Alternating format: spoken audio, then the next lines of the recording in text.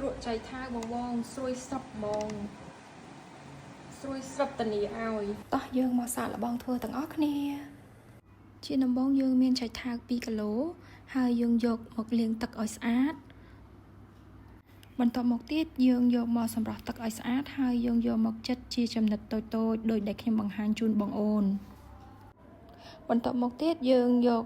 អំបិលក្រួសចំនួន1ខាំយកមកច្របល់ដៃថ្នមយើងមិនច្របាច់ទេណាបងអូនយើងច្របល់ថ្នមរហូតដល់សព្វបានល្អ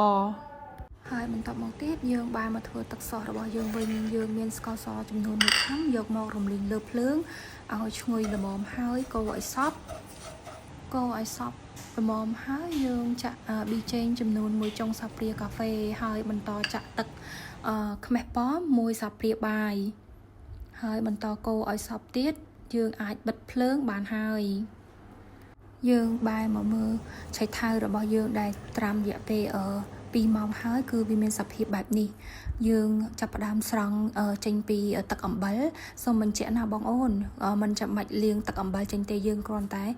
លើកចម្រាស់វាទឹកឲ្យស្ងួតយើងអាចយកមកជ្រក់បានហើ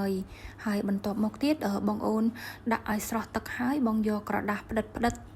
ឲ្យយកក្រដាសផ្ដិតសម្ងួតវាបន្ថែមទៀតចំណុចពិសេសឆៃថាវជ្រក់របស់ខ្ញុំបងអូនធ្វើមិនចាំបាច់យកទៅ5ថ្ងៃទេឲ្យតែបងធ្វើតាមហ្នឹងគឺជ្រក់ឆៃថាវរបស់យើងមានរសជាតិប្រៃផ្អែមស្រួយឆ្ងាញ់ល្មមបន្ទាប់មកទៀតយើងយកខ្ទឹមសនិងម្ទេសរបស់យើងច្របល់ចូលគ្នាឲ្យសព្វហើយយើងយកឆៃថាវរបស់យើងយកមកច្រកក្នុងកែវរបស់យើងហើយដួសទឹកសោះរបស់យើងដាក់ចូលក្នុងកែវប៉ុន្តែសូមបញ្ជាក់តិចណាបងប្អូន